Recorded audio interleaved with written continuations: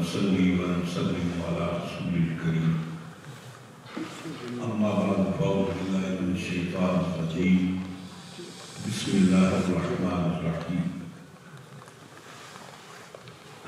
فقل تعالوا ندعو أبناءنا وأبناءكم ونساءنا ونساءكم وأنفسنا وأنفسكم ثم نبتهل فنجعل لعنة الله على الكاذبين صدق الله مولانا العظيم وصدق رسوله النبي الأمين الكريم ونحن على ذلك من الشاهدين والشاكرين والحمد لله رب العالمين سبھی اللہ سرکار دو عالم صلی اللہ علیہ وآلہ وسلم کی بارگاہ میں ہدیہ درود سلام پیش کریں الصلاۃ والسلام علیک یا حبیب اللہ وعلی آلک واصحابک یا رحمۃ للعالمین.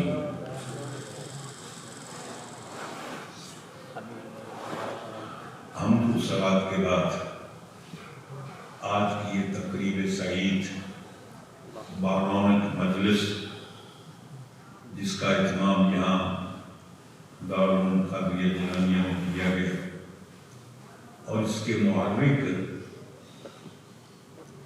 جناب محترم محمد نعیم صاحب جو بحمد تعالیٰ آپ کو سرکار کی ذات سے بڑا پیار ہے محبت ہے حضور کے صحابہ سے پیار ہے محبت ہے حضور کی آپ سے محبت ہے انہوں نے آج کے اس کا اہتمام کیا. اہتمام کا عنوان یہ ہے کہ غدیر خم میں جو اللہ تبارک و تعالیٰ کی مرضی سے منشا سے اللہ کے نبی نے حضور مولا کائنات کو مرتبہ اور مقام عطا کیا اس کو بیان کرنے کے لیے اس کے اظہار تشکر کے لیے آج اس محفل کا انعقاد ہوا ہے. بات کو آگے بڑھانے سے پہلے چند ایک باتیں ضروری آپ کو عرض کرتے ہیں. وہ یہ ہے بعض چیزیں ہوتی ہیں ان کا ایک لغوی معنی ہوتا ہے ایک شرعی اصطلاحی معنی ہوتا ہے. ایک لغوی معنی ہوتا ہے جو ڈکشنری میں ہوتا ہے ایک شرعی اور اصطلاحی معنی ہوتا ہے. مثلا لفظ بدعت ہے مادہ اس کا یہ ہے مادہ یکدو یعنی کسی چیز نئی چیز کا مارد وجود میں آنا اس کو کیا کہتے ہیں بدعت کہتے ہیں. ہر وہ چیز جو نئی پہلے نہیں تھی مارد وجود میں آئی وہ کیا ہے وہ بدعت ہے. اب لغوی طور پر اس کا مفہوم یہ ہے کہ ہر وہ چیز جس کا پہلے وجود نہیں تھا مارد وجود میں آئی اس کا تعلق دنیا کے ساتھ و دین کے کہیں بھی ہو اس کو بدعت کہلاتے ہیں. ایک ہے بدعت شرعی یعنی شریعت کے اندر جو بدعت گمراہی ہے ممنوع ہے جسے سرکار نے منع فرمایا اس کا مفہوم اور ہے. میری اور آپ کی ماں حضرت سیدہ عائشہ صدیقہ سلام اللہ علیہا آپ سے پوچھا گیا کہ مال بدعت بدعت کی تعریف کیا ہے بدعت کس کو کہتے ہیں. آپ نے ارشاد فرمایا کہ البدعۃ لا اصل لہ فی الدین بدعت اس کو کہتے ہیں کہ جس کی اصل دین کے اندر نہ ہو یعنی جس کی بنیاد دین کے اندر نہ ہو اس کو کیا کہتے ہیں بدعت. سیدنا حضرت عبداللہ ابن عباس رضی اللہ عنہ دونوں صحابی ہیں ان سے پوچھا گیا آپ یہ بتائیں کہ یہ حضور نے جس بدعت کی مذمت بیان کی ہے جس بدعت کی قدح بیان کی ہے جس بدعت کو حضور نے برا کہا ہے وہ بدعت کون سی ہے. آپ نے فرمایا کہ البدعۃ ما رفع بہ السنہ بدعت اس کو کہتے ہیں کہ جو سنت کو ریپلیس کرے یعنی سنت کو ہٹا کر سنت کی جگہ جو لائیں گے اس کو کیا کہیں گے بدعت.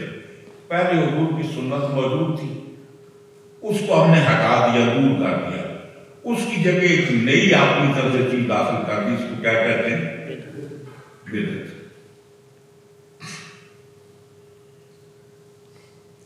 اب سوال یہ ہے کہ ہم کو بندہ فوت ہو جائے، 100 کی فاتحہ دلاتے ہیں، 40 دن کے بعد اس کے چیلم کا اہتمام کرتے ہیں، سال کے بعد اس کے سالانہ ختم، اگر وہ بزرگ ہو تو اس کو ختم کے گایا ہو عرس کہہ دیتے ہیں، اس کا اہتمام کرتے ہیں۔ یہ نہ تو حضور کے دور میں تھا، نہ صحابہ کے دور میں، نہ 40 میں ہوتے تھے، نہ کوس ہوتے تھے۔ قرون اولا میں، تابعین کے دور میں تو یہ کوئی کام نہیں ہوتا تھا۔ اب جو ہو رہا ہے یہ بات تو نہیں تھا۔ اب کیا یہ بدعت کے زمرے میں آتا ہے؟ جب حضور کے زمانے میں چیلم نہیں تھا، بعد میں آیا۔ حضور کے زمانے میں عرس کی محفل نہیں تھی، بعد میں بعد وجود میں آئی۔ حضور کے زمانے میں میلاد کے جلوس نہیں تھے، بعد میں آیا۔ حضور کے زمانے میں بزرگوں کے آراس نہیں تھے، یہ بعد میں آئے۔ تو کیا یہ بدعت ہے؟ اب دیکھنا یہ ہے کہ ان سارے کاموں کی اصل کیا ہے۔ ہم سوئم کی باتیں، ہم سوئم کا اہتمام کیوں کرتے ہیں؟ میت کو آپ بھی کچھ بولیں گے تو اچھا ہوگا، ایصال ثواب کے لیے۔ چیلم کیوں کرتے ہیں؟ ایصال ثواب کے لیے۔ عرس کیوں مناتے ہیں؟ ایصال ثواب کے لیے۔ اب دیکھنا یہ ہے کہ ایصال ثواب کی اصل دین میں ہے یا نہیں۔ کیا ایک آدمی کے عمل سے دوسرے بندے کو فائدہ پہنچ سکتا ہے یا نہیں؟ ایک زندہ بندے کے عمل سے ایک مرحوم آدمی کو فائدہ پہنچ سکتا ہے یا نہیں؟ اس کی اصل دین کے اندر موجود ہے۔ کیونکہ میرا عنوان یہ نہیں ہے بدعت، میں اور عرض کرنا چاہتا ہوں، صرف ایک نقطہ آپ کو بتا دیتا ہوں۔ حج بدر کے حج یہ حضور کے دور سے ہے۔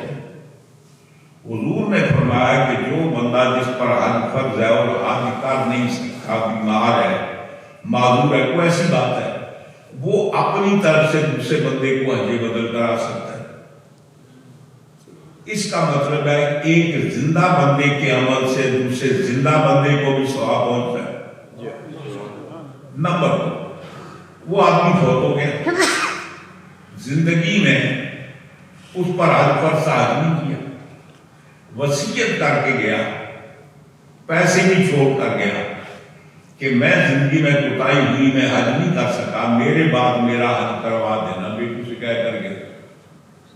اس کے مرنے کے بعد ان کے بیٹوں نے اس کے چھوڑے ہوئے پیسے یا بحیثیت اولاد وارث ہونے کے آپ نے اسے پیسے دیے، ایک بندے کو کہا کہ تم میرے والد صاحب کی طرف سے حج کرو۔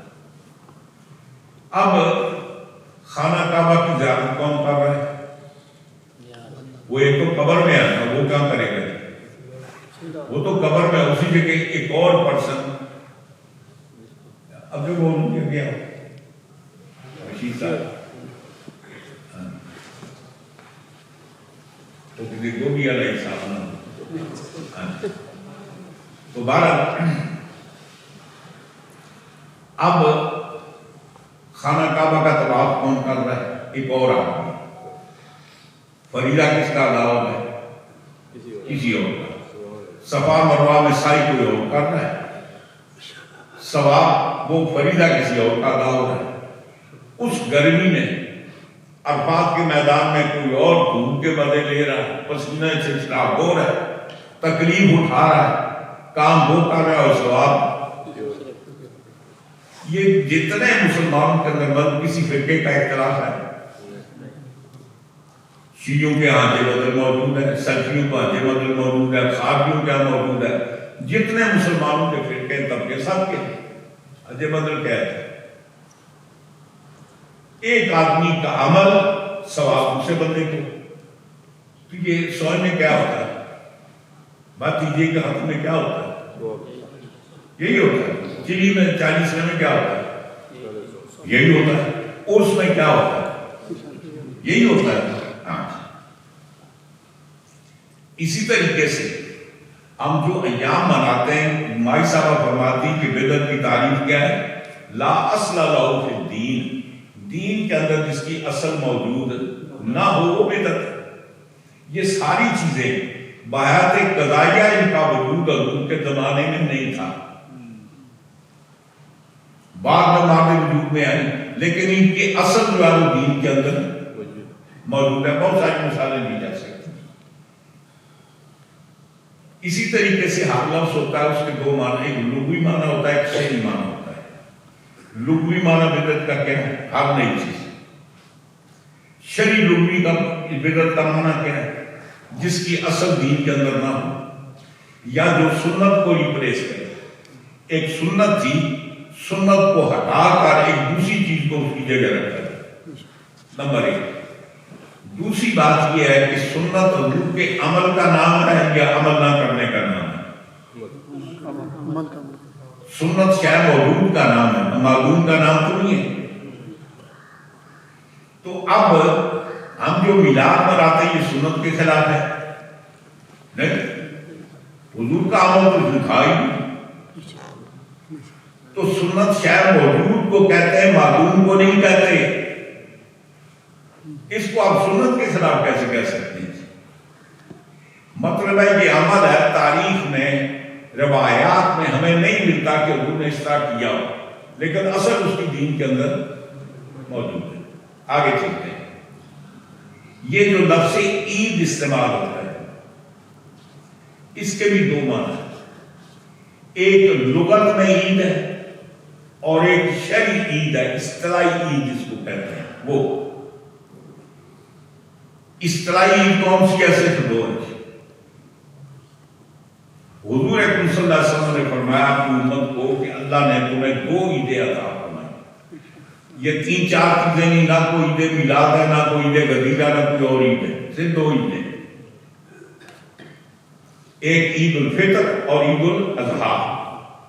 اللہ نے تمہیں دو عیدیں عطا فرمائی ہیں اور فرمایا کہ ان دنوں میں روزہ رکھنا حرام ہے۔ باقی اگر عید ہے تو اس دن میں روزہ رکھنا کیوں حرام نہیں؟ یہ عیدیں وہ ہیں کہ جن کے اندر روزہ رکھنا حرام ہے۔ ایک دن چھوٹی عید کا، 4 دن بڑی عید کے، 10 11 12 13 کتنے ہو گئے؟ 5۔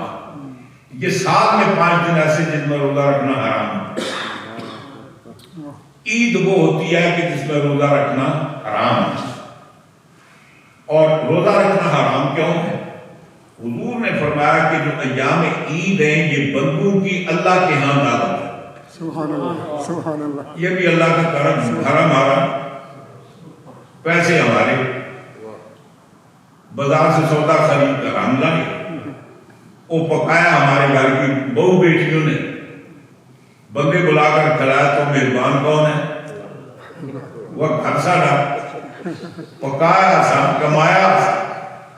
تو اللہ تعالیٰ فرماتا ہے حقیقت میں سوچو، اگر وہ تمہیں پیدا ہی نہیں کرتا تو کماتے کدھر سے، پکاتے کدھر سے؟ یہ سارے کھیل میری عطا سے ہیں۔ تو فرمایا ان ایام میں میرے بندوں کی میرے ہاں دعوت ہے۔ آپ کسی دوست کی پیار محبت سے دعوت کریں اور وہ ٹھکرا دے، آپ کو اچھا لگے گا؟ تو جو خدا کی دعوت کو ٹھکرائے، اللہ تعالیٰ فرماتا ہے میری دعوت کو ٹھکرا کر تو اور کام کرے گا وہ حرام ہے۔ اس لیے ان ایام میں روزہ رکھنا حرام ہے۔ میلاد النبی کے دن روزہ رکھنا حرام ہے، وہ تو زیادہ ثواب ہے۔ باقی جتنے ایام وہ عید تو نہیں ہے۔ شرعی عید صرف دو ہے، عید الفطر اور عید الاضحیٰ، ان کا اپنا ایک فلسفہ ہے۔ اب سوال یہ ہے کہ ان کے علاوہ ہم باقی بھی کسی کو عید کہہ سکتے ہیں یا نہیں؟ ایک تیسرا نام ہے، حضور نے ہمیں بتایا، وہ بھی عید ہے۔ حضور کا ارشاد گرامی ہے وَجَعَلَ يَوْمَ الْجُمْعَةِ عِيدًا، اللہ تعالیٰ نے جمعے کے دن کو بھی عید بنایا مومنوں کے لیے۔ اب عید کی علامت کیا ہے؟ عید الفطر میں، عید الاضحیٰ میں ہماری نارمل عبادت کے سوا ایکسٹرا عبادت ہے یا نہیں؟ 5 نمازیں تو ہم پڑھتے ہیں، عیدوں میں کیا ہے؟ 2 رکھتے ہیں ایکسٹرا، جمعے میں کیا 2 رکھتے ہیں ایکسٹرا. یعنی بتانا یہ ہے کہ وہ یوم عید ہے، وہ بھی عید ہے. اس لیے کہ ایک تو عید کا معنی یہ ہے کہ وہ لوٹ کر آتی ہے. عیدیں بھی سال میں لوٹ کر آتی ہے، جمعہ 8 دن کے بعد لوٹ کر آتا ہے. اور وہ عید اس لیے کہتے ہیں کہ خوشی کے ایام ہے. ہم نے پورا مہینہ روزہ رکھا، اللہ کی رضا کے لیے پابندی کی، اب کھانے کا موقع ملا تو ہم خوش ہوئے. الحمدللہ اللہ تیری توفیق سے ہم نے رمضان کے روزے رکھے، اب یہ پابندی ہم سے ہٹ گئی، ہمیں خوشی ہوئی ہے، ہمیں ایک نعمت ملی، پابندی ہٹ گئی.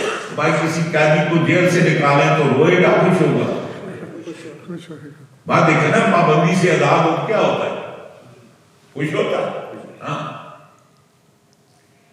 اب ایک ہے لغوی عید، یہ تو شرعی عید ہے، 2 ہی ہے نا. تیسری عید کا ذکر حضور نے جمعے کا کیا ہے. اس کے علاوہ کوئی عید، نہ کوئی عید میلاد ہے، نہ کوئی عید غدیر ہے، نہ کوئی لٹرم پٹرم اور عید ہے. یہ آئے دن ہم اشتہار چاہتے ہیں عید میلاد النبی، یہ عید کدھر سے آئی؟ مولوی چپ کیوں؟ با عید غدیر عید نہیں تو عید میلاد عید کہاں سے آئی؟ وہ عید صرف 2 ہے، یہ آپ نے کدھر سے عید بنا لی؟ لیکن ہم سمجھتے ہیں وہ بھی جائز ہے، درست ہے. عید کے معنی ہوتے ہیں خوشی کے. اب وہ دن عید میلاد کا دن وہ ہے کہ جس دن اللہ تعالیٰ نے اپنے محبوب کو دنیا کے اندر بھیجا، اور حضور کے آنے کی وجہ سے ہمیں ایمان ملا، ہمیں خیر امت کا لقب ملا، ہمیں اللہ کی معرفت ہوئی.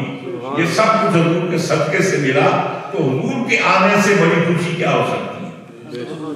اس خوشی منانے کا نام عید ہے. سمجھ گئے نا؟ اب کمال کی بات یہ ہے،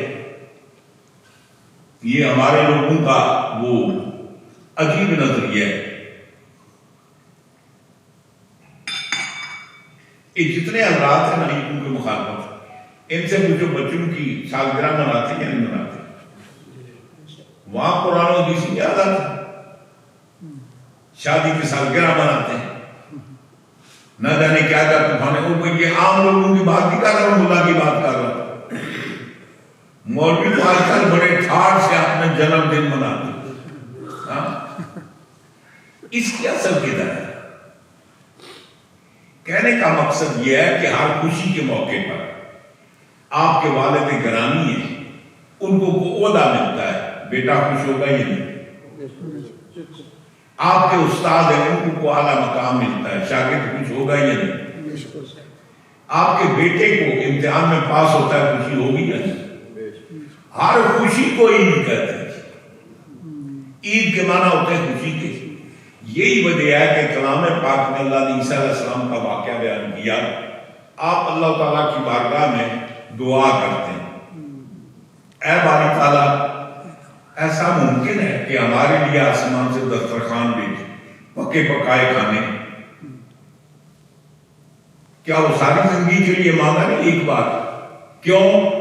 تکون عید اولنا و آخرنا و آیتا من، تاکہ وہ جو موجود ہیں ہمارے لیے بھی خوشی کا سامان بن جائے، کہ عید ہو جائے کہ اللہ نے ہمارے لیے دسترخوان بھیجا.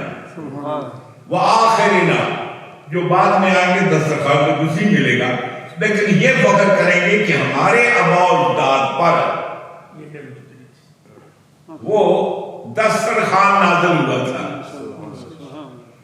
یہودی عیسائی خوشی کرے کہ ان کی قوم پر دسترخوان شروعات یہ جائز ہے.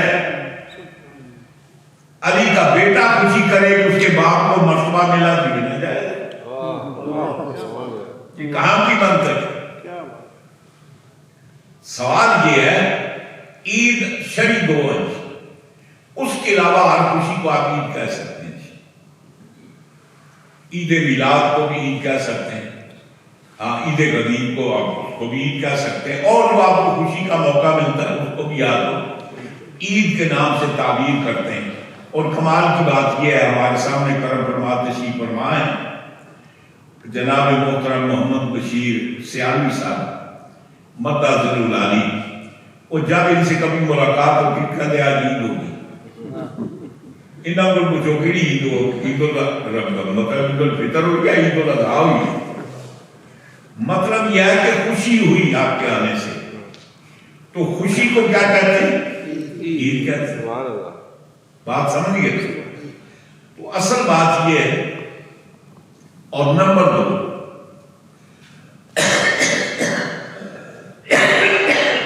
حضور نے فرمایا من تشبہ بقوم فہو منہم، جو بندہ کسی قوم کی مشابہت کرتا ہے وہ انہی میں سے، یعنی مطلب یہ ہے کہ جو کسی مذہب کا پہچان ہے لیکن وہ مذہب اسلام کے علاوہ ان کی پہچان ہے، وہ چیز اختیار کرنا، حضور نے فرمایا یہ بھی انہی میں سے۔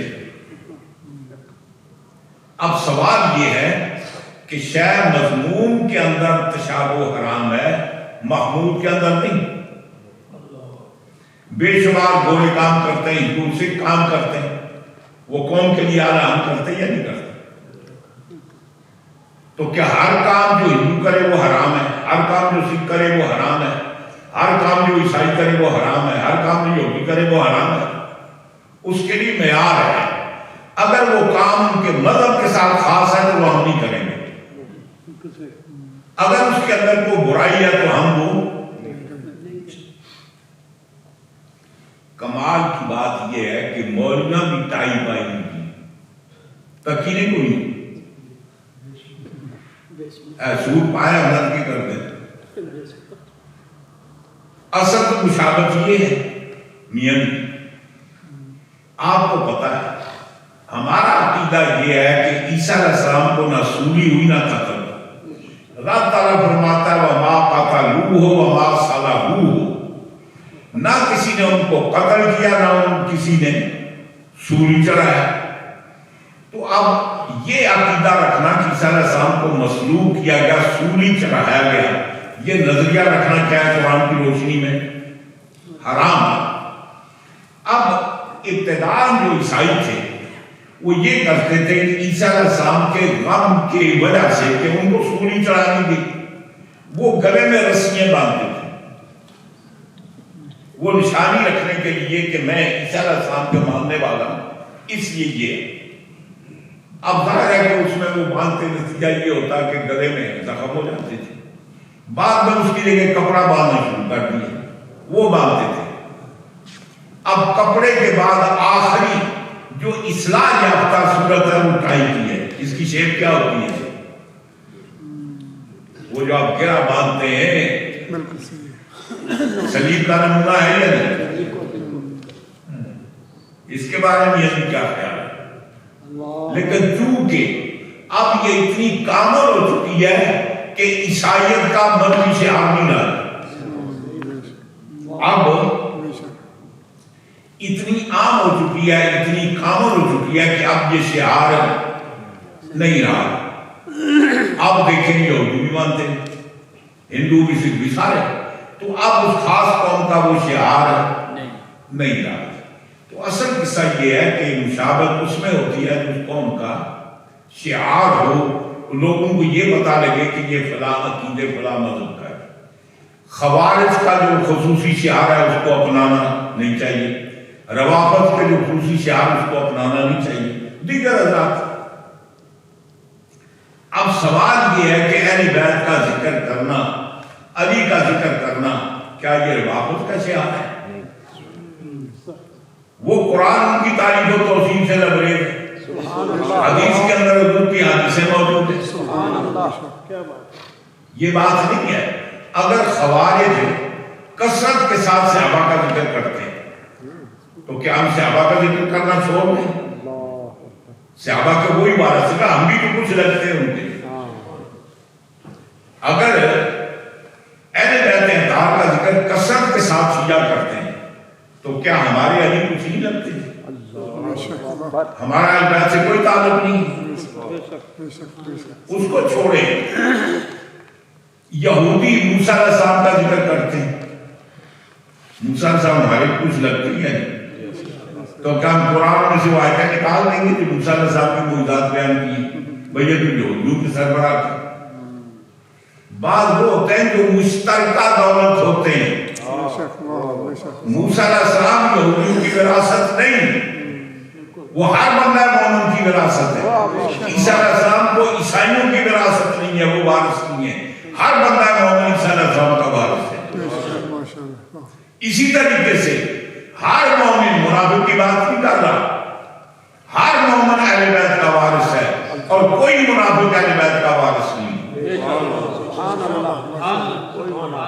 ذرا دوسری پڑھیے.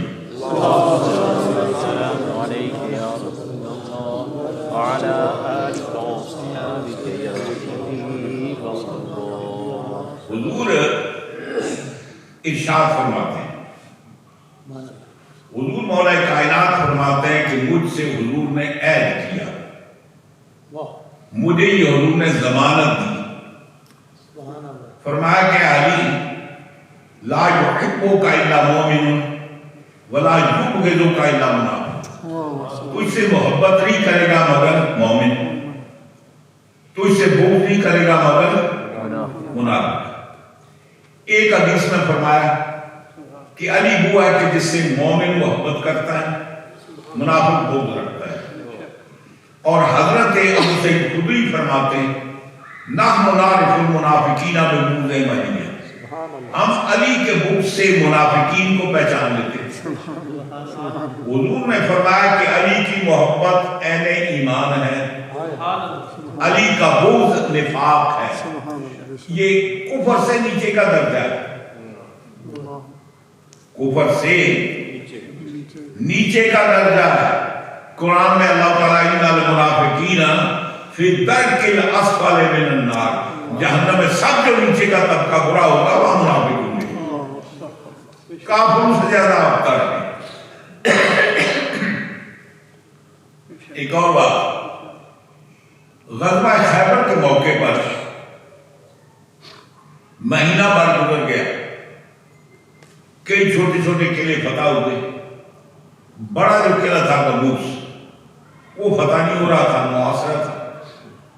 صحابہ کرام حضور کی بارگاہ میں عرض کرتے ہیں کہ ہمیں ناکام واپس جانا پڑے گا کہ کھانے پینے کا سامان ختم ہو گیا, محاصرہ لمبا ہو گیا اور قلعہ ابھی فتح نہیں ہو رہا. تو حضور نے ارشاد فرمایا کہ فکر نہ کرو. آپ فرماتے ہیں لَأُوتِيَنَّ الرَّایَةَ غَدًا رَجُلًا, میں ضرور بضرور کل جھنڈا عظیم شان آدمی کو دوں گا. رجلا, سبحان اللہ, سبحان اللہ, یہاں ترمین تعظیم ہے, عظیم شان کو دیں گے. سبحان اللہ. کیا ہوگا؟ یفتح اللہ ولا یدی, جس کے ہاتھ پر اللہ کے لیے کو فتح کرے گا. سبحان اللہ, سبحان اللہ. اور اس کی کوالٹی کیا ہے؟ یحب اللہ و رسولہ, سبحان اللہ. وہ اللہ اور اللہ کا رسول سے محبت کرتا ہے. وَيُحِبُّهُ اللَّهُ وَرَسُولُهُ, اللہ اور اللہ کا رسول سے محبت کرتا ہے. سبحان اللہ, سبحان اللہ. اور فرمایا قرارن لیسا بے قرارن, وہ بار بار حملہ کرے گا, ناکام نہیں لوٹے گا. سبحان اللہ. اس کے ذکر کی مجھے ضرورت نہیں کہ حضور نے پہلے کس کس کو جھنڈا دیا, کون کون جھنڈا لے کر گئے لیکن ناکامی ہوئی. اب حضور تو جانتے تھے کہ کس کے ہاتھ سے فتح ہو. سبحان اللہ. تتری دن خلق کر دی لوڑ کے پہلے جڑی علی نو دے دے کے لا, یہ 30 دن انتظار کرنے کی ضرورت کیا تھی. بعض بات میں بہت ساری حکمتیں ہوتی ہیں, بہت ساری حکمتیں ہوتی ہیں, اس کی اہمیت کو اجاگر کرنا ہوتا ہے.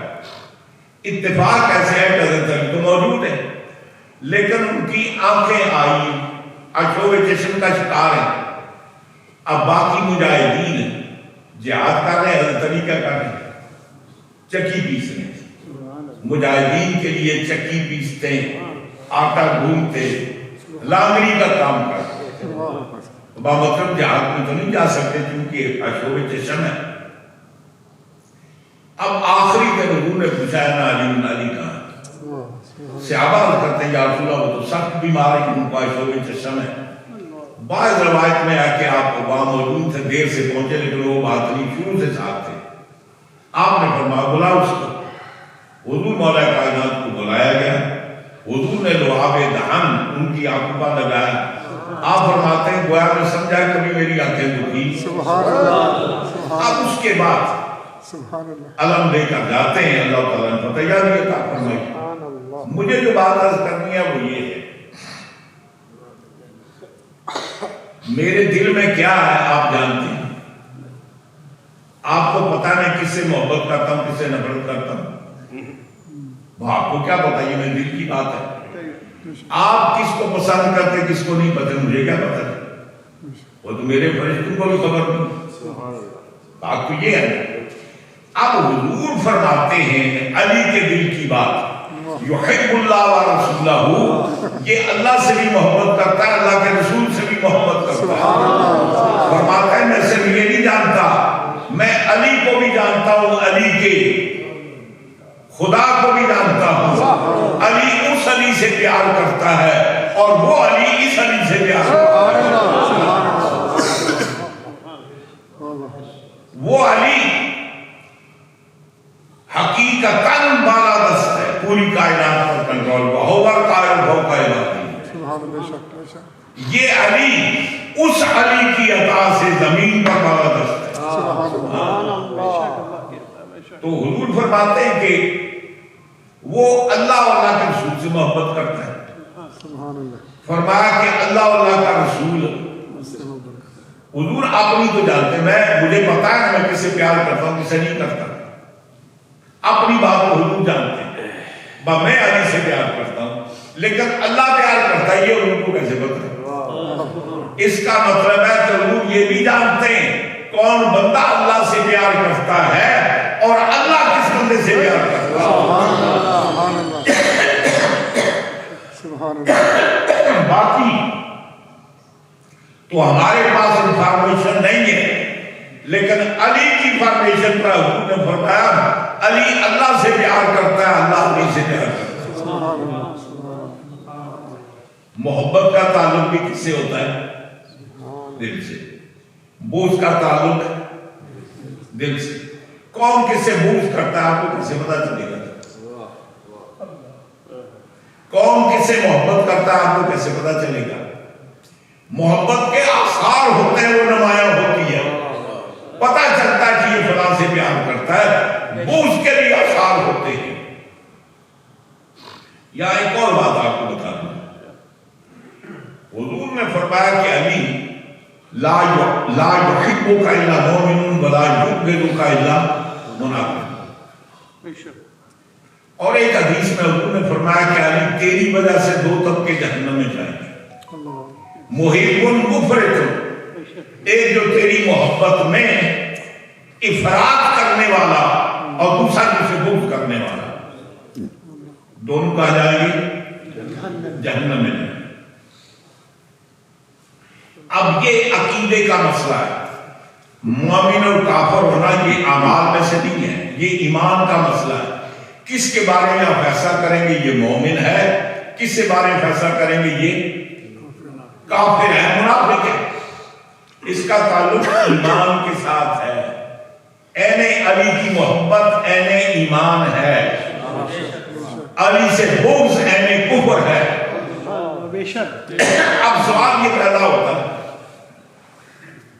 دو طبقے ہیں، ایک محب مفرط ہے جو محبت میں غلو کرتا ہے، وہ تو ہم جانتے ہیں، وہ ہم جانتے ہیں. ایک طبقہ ہے روافض کا جو محبت کے اندر غلو کرتے ہیں، اور بعض وہ ہیں جن کو نصیبی بھی کہتے ہیں، وہ محبت میں اتنے غرق ہو گئے حضرت علی کو خدا سمجھ بیٹھے.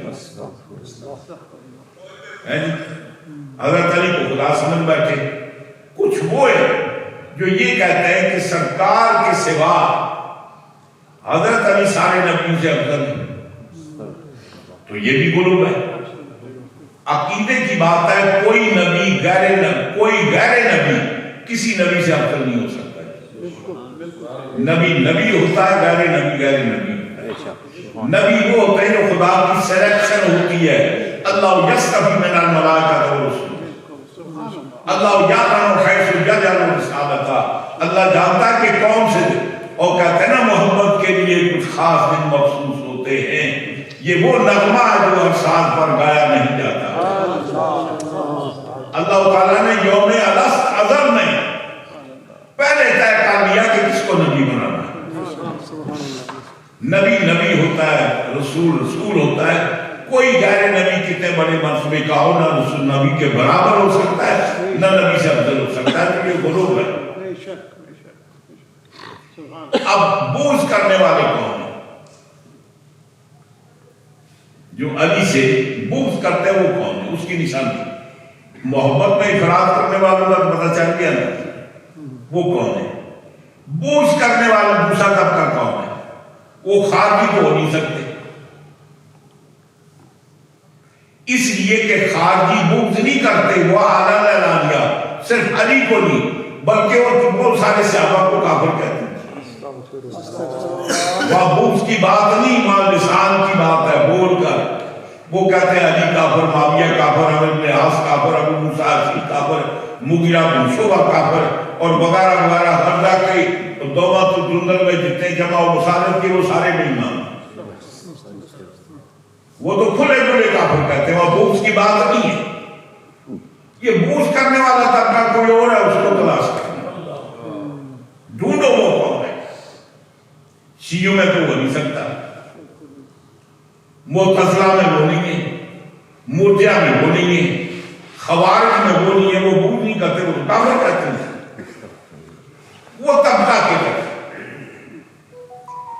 بغض کا تعلق دل کے ساتھ ہے. ہمیں کیسے پتا چلے اس کے دل میں کیا ہے جی؟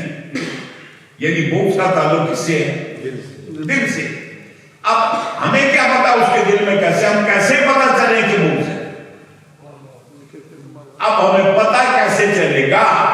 حضرت ابو سعید خدری کہتے ہیں نحن نعرف المنافقین ببغض علیہ, ہم بغض علی سے منافق کو پہچانتے تھے. کیسے پہچانتے تھے؟ کیا حضرت ان کے دل کو جانتے تھے؟ نہیں. ہم علی کا تذکرہ کرتے, علی کی تعریف کرتے, علی کا ذکر کرتے. اگر تیرا کھل اٹھتا تو کہتے مومن ہے, اگر پریشان ہوتا تو کہتے بے ایمان ہے. نعرہ تکبیر, نعرہ رسالت, نعرہ حیدری. اب سوال یہ ہے, وہ طبقہ جو جہنم میں جانے والا ہے حضرت علی کے بغض سے, وہ ناصبی ہے. ناصبیوں میں کوئی ایسا نہیں جو حضرت علی کو گالی نکالتا ہو, برا بھلا کہتا ہو, نہیں, ایسی کوئی نہیں. وہ بغض دل سے کرتے, زبان سے کچھ نہیں کہتے. اگر زبان سے کہتے ہیں تو حضور یہ نہ کرتے کہ بغض رکھتے ہیں. حضور یہ فرماتے ہیں کہ وہ بغض کا اظہار کرتے ہیں. بغض کا تعلق دل سے ہے. اہل بیت کا آپ ذکر کرتے ہیں, جو آدمی یہ کہے کہ وہ اہل بیت کا ذکر کیوں کرتے ہیں, یہ وہی آدمی ہے. ہم یہ آج پروگرام بنانا غدیر قوم کا, اصل مقصد مولا کائنات کا ذکر کرنا ہے. حضرت علی کو شیعوں کی وراثت ہے, اور یہ کہ شیعوں کی سنت ہے, بلا کرتے ہیں. اصل شیعوں کی بات نہیں, اصل علی کا ذکر اچھا نہیں ہوتا. ہاں, کبھی کہتے ہیں یہ عید کیسے ہو سکتی ہے, عیدیں دو ہیں, تو عید میلاد کیسے عید ہو سکتی ہے, عیدیں تو دو ہیں. خیرات کو کہہ دیا, جنون کو کہہ دیا. مطلب ہے کہ یہ اپنی مرضی سے ہم فیصلے کرتے ہیں. کہنے کا مقصد یہ ہے کہ جس کو اہل بیت کے فضائل اچھے نہ لگے, اور کمال کی بات ہے, میں آپ کو بتاؤں کہ بغض کس کو کہتے ہیں.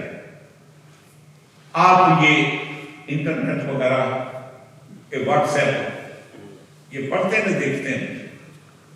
مجھے کوئی نکال کر بتائیں کسی صحابی کی فضائل میں کوئی حدیث ہو اور مولویوں نے شور مچایا ہو کہ یہ صحیح ہے یا نہیں, لکھا ہو.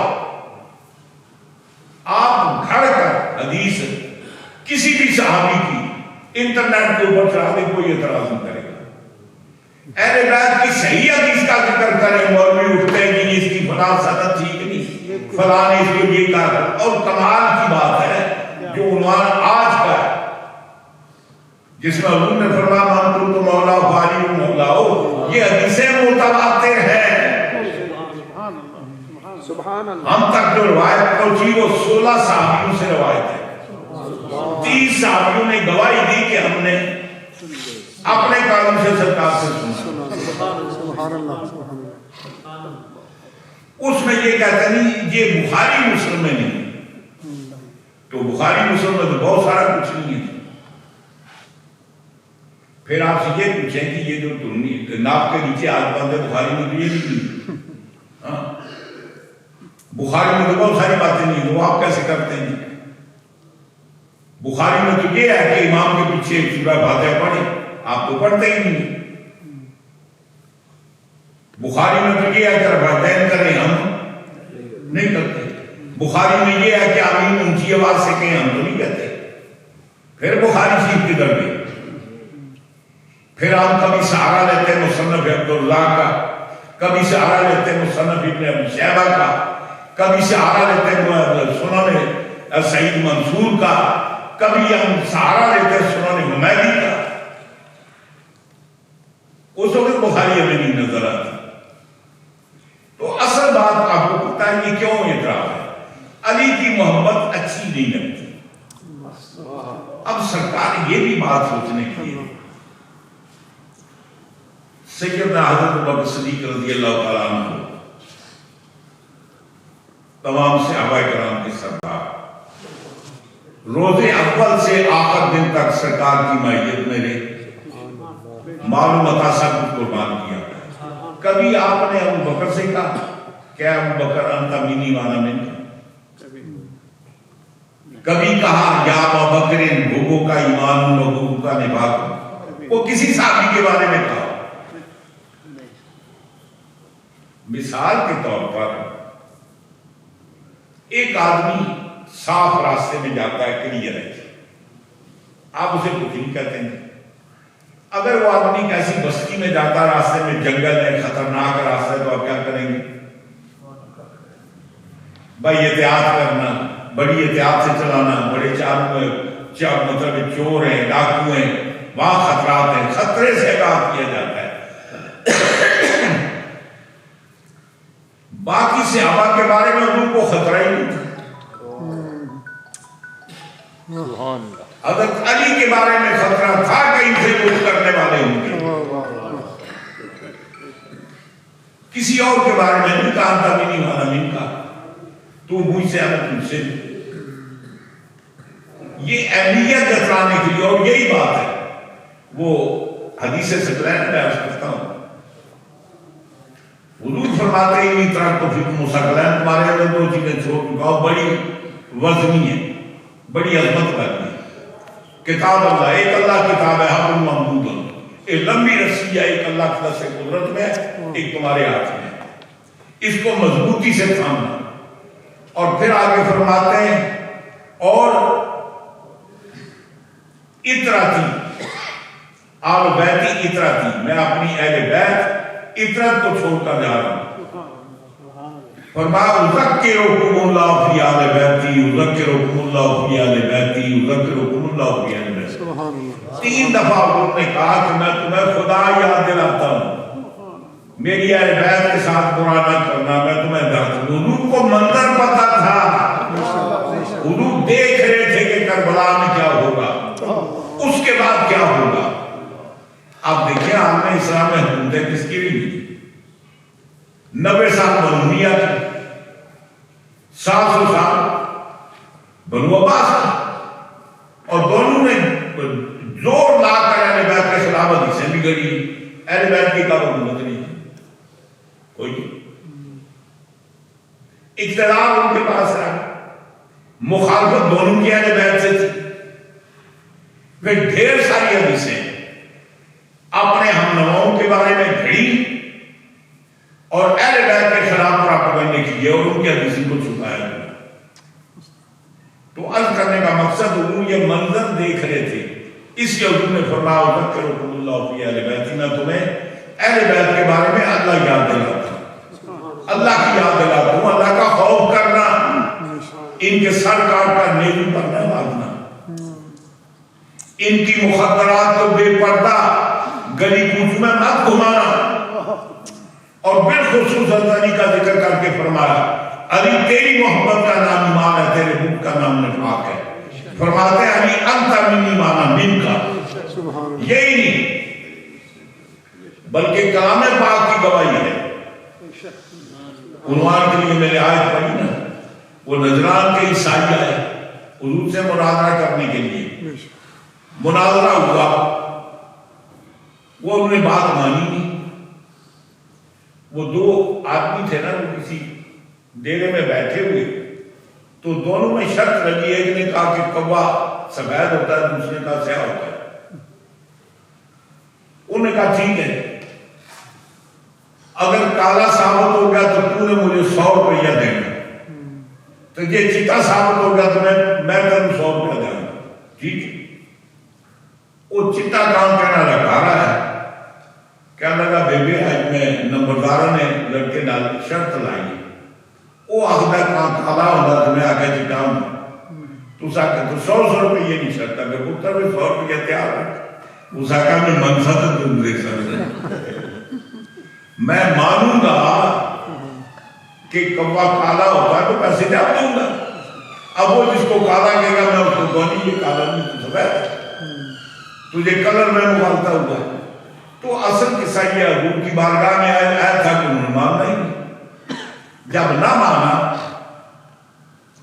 خداوند قدوس نے ایک ترکیب بتائی کہ اے محبوب آپ یہ کریں، یعنی آپ کے پاس علم آ گیا، جن نے آپ کو مجاہدہ کیا اور وہ نہ مانے تو پھر کیا کریں؟ فَقُلْ تَعَالُوا أَبْنَانَا وَأَبْنَاءَكُمْ وَنِسَاءَنَا وَنِسَاءَكُمْ وَأَنفُسَنَا وَأَنفُسَكُمْ ثُمَّ نَبْتَهِلْ فَنَجْعَلْ لَعْنَةَ اللَّهِ عَلَى الْكَاذِبِينَ.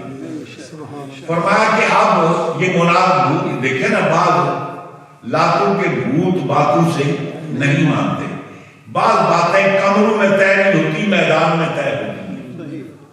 سمجھ گئے نا؟ بعض کاموں کا فیصلہ کرنے کے لیے میدان میں نکلنا پڑتا ہے.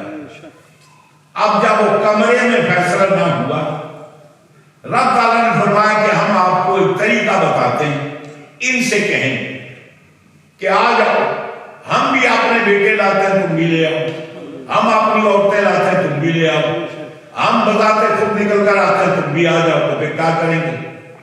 تم کہتے ہیں تم سچے ہو، ہم کہتے ہیں ہم سچے. صبح نبتا ہی پھر ہم گڑ گڑا کر تم بھی دعا کرو ہم بھی دعا کرو. فَنَجْعَلْ لَعْنَةَ اللَّهِ عَلَى الْكَاذِبِينَ. ہم بھی جھوٹے بادانت بیچتے ہیں، تم بھی جھوٹے بادانت بیچتے. معاملہ طے ہو گیا، جگہ ٹائم مقرر ہو گیا. حضور اکرم صلی اللہ علیہ وسلم گھر سے نکلے، سرکار گھر سے برآمد ہوئے، آپ کے پیچھے سجدہ کائنات، اس حال میں کہ امام حسن مصطفیٰ کا ہاتھ میں ہے، امام حسین کو کندھے پر اٹھائے ہوئے، پیچھے خاتون جنت ہیں، ان کے پیچھے مولا کائنات. اب یہ اس میدان مبارک میں تشریف لے جاتے ہیں. اللہ تعالیٰ نے یہ کہا کہ فَقُلْ تَعَالُوا أَبْنَانَا وَأَبْنَاءَكُمْ. اے معبود ان سے کہو کہ تم بھی اپنے بیٹے لاؤ، ہم بھی اپنے بیٹے لاتے ہیں. یہ واقعہ کب کا؟ 9 ہجری کا. سرکار کو اللہ تعالیٰ نے بیٹے بھی عطا فرمائے، حضرت قاسم، حضرت عبداللہ، حضرت ابراہیم، لیکن سب کا اس وقت سے پہلے انتقال ہو چکا تھا. تو رب تعالیٰ فرماتا ہے کہ بیٹے لاؤ. حضور کہہ سکتے مولا میرا تو ہے ہی کوئی، تو نے جو دیے وہ لے لیے، میں کون سے بیٹے لاؤں؟ حضور نے یہ اعتراض نہیں کیا. وہ جانتے تھے کہ اللہ کن کو میرا بیٹا کہہ رہا ہے. حسنین کریمین، یہ خدا نے کہا کہ مصطفیٰ کے بیٹے ہیں. تو سرکار دو عالم صلی اللہ علیہ وسلم ان کو لے کر جاتے ہیں. پھر فرمایا اپنی عورتیں لاؤ، بیٹی کا تو ذکر نہیں ہے، عورتوں کا ذکر ہے. نساء و نساء، آپ کے حرم محترم میں 9 بیویاں موجود ہیں، بیٹی تو اور کوئی نہیں. یہ بھی آپ کو دور کارٹون کے بعد حضرات کہتے ہیں جی باقی بیٹیاں کیوں نہیں لے کر گئے؟ وہ قبر سے نکال کر لے جاتے ہیں. حضرت سیدہ رقیہ ہیں، ان کا 2 ہجری میں انتقال ہو گیا۔ حضرت سیدہ زینب ہے، ان کا 7 یا 8 ہجری میں انتقال ہو گیا۔ حضرت ام کلثوم ہے، ان کا 9 ہجری کے آغاز میں ہو گیا۔ یہ اس کے بعد کا واقعہ ہے۔ 3 بیٹیوں کا وصال ہو گیا، ایک ہی بیٹی حیات تھی۔ اب خدا نے نثار کہا، آپ بیٹیاں لے کر جاتے ہیں، بیٹی لے کر جاتے ہیں۔ پھر یعنی حضور تنہا ہے، یوں کہتے کہ میں بھی نکل کر آتا ہوں، تم بھی نکل کر آؤ۔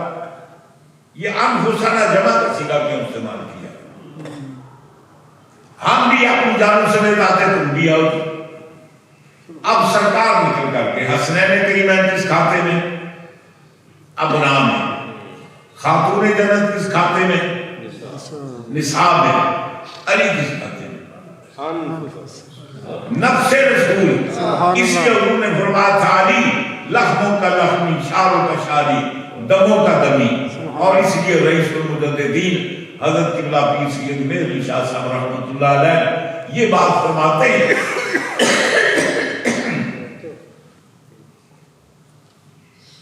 کہ حب نبی ہے میرے علی اور میرے علی ہے حب نبی۔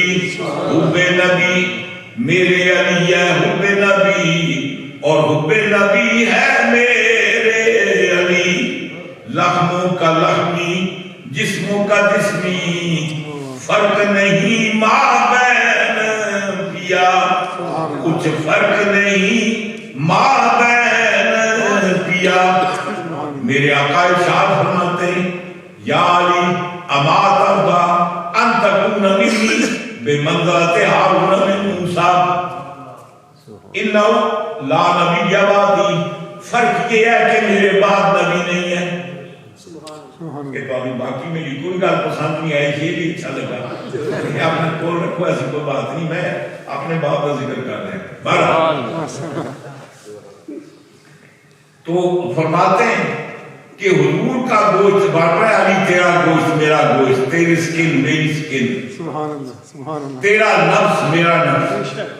اور حضور نے خود نفس کہا ہے۔ ایک موقع پر کوئی معاملہ ہوا، حضور نے فرمایا ان سے کو امن کریں ورنہ میں ایسے آدمی کو بھیجوں رجل کا نفسی، جو میرے نفس کی طرح ہے، میں اس کو بھیجوں گا۔ فرمایا وہ کون؟ فرمایا علی۔ سبحان اللہ سبحان اللہ۔ اور سرکار کے کلام کرنے کی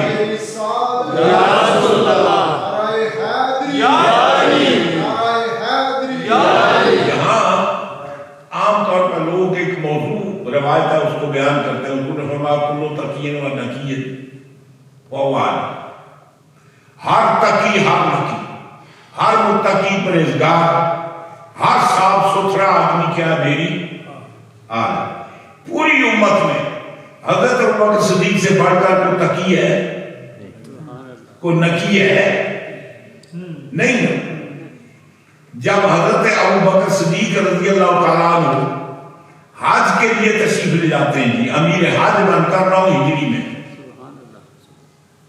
آپ تشریف لے جاتے ہیں، آپ نے حضرت علی کو نہیں بھیجا، آپ تشریف لے جاتے ہیں۔ اور پہلی منظر جب وہاں پہنچے نا، پہلی منزل پر قیام کیا، پیچھے حضور مولا کائنات کو اپنی قصوہ اونٹنی دی، سوار کرایا اور کلام پاک کی آیتیں دے کر بھیجی کہ یہ تم نے وہاں سنانی ہے۔ آپ حضور کی اونٹی پر سوار ہو کر حجفہ کے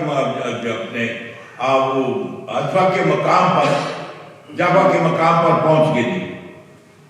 تو حضرت ابوبکر صدیق نے جب آپ کو دیکھا تو فرمایا کہ اجیتا امیرن و معمورن، ہو سکتا ہے حضور نے ارادہ بدل دیا، مجھے امیر بنا کر بھیجا، اب حضرت علی کو بنا دیا ہوگا۔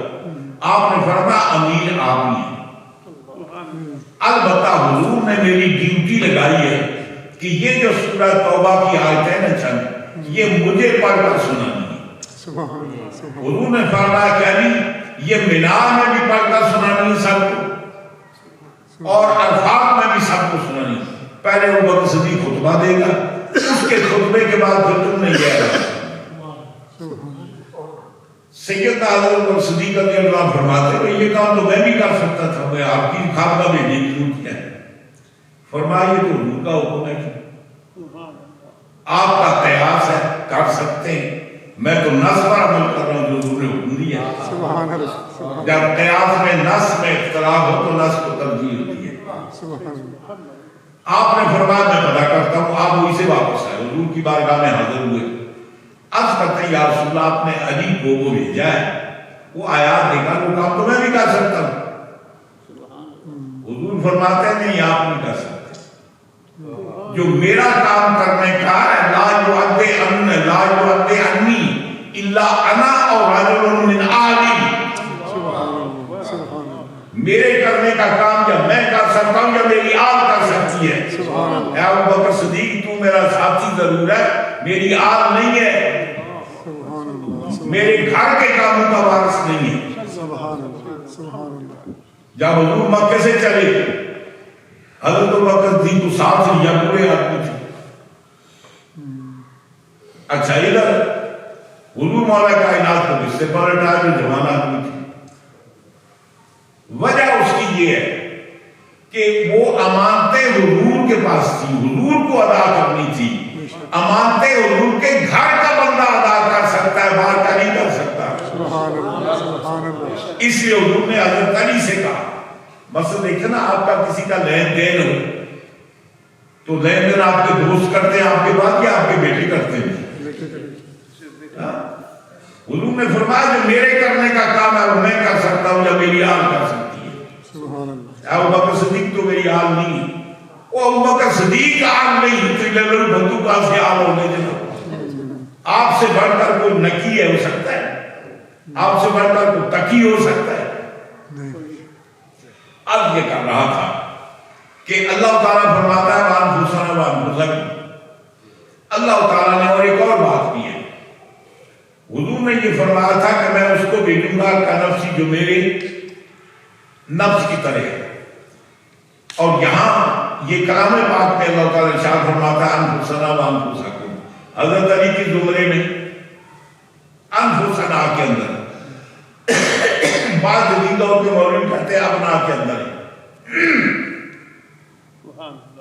اب پیو پتر تو اپنا ہی ہو سکتے ہیں، اسی کھاتے میں حسین کریمہ اسی کھاتے میں حضرت علی، اور اگر ابنا بھی مان لو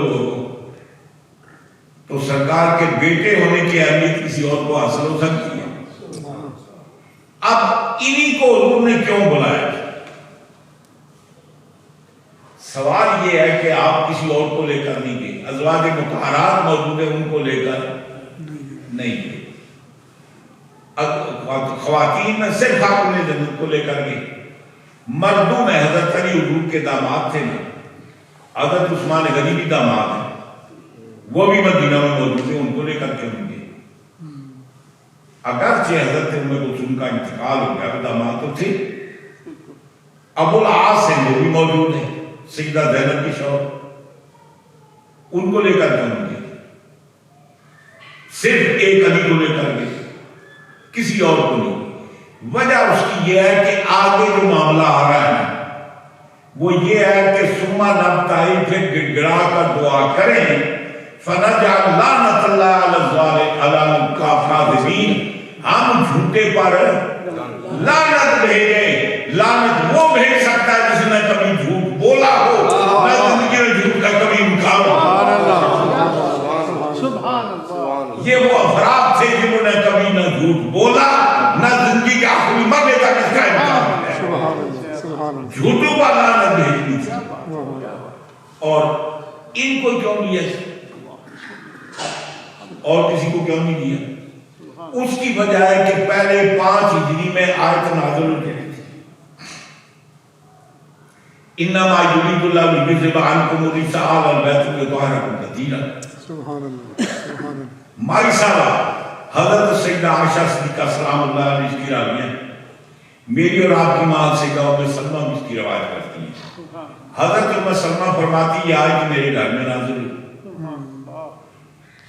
حضور حضرت سیدہ عائشہ صدیقہ سلام اللہ فرماتی میرے گھر میں بھی حضور نے اس کا اعادہ کیا، یعنی فرماتے ہیں کہ حضور نے سر کے اوپر چادر اوڑھی جس پر اونٹ کے کجاووں کے وہ یمنی چادر تھی کو نشان یعنی کرائی ہوئی تھی اس کے نشان تھے، کالے رنگ کی تھی انہوں نے اوڑی۔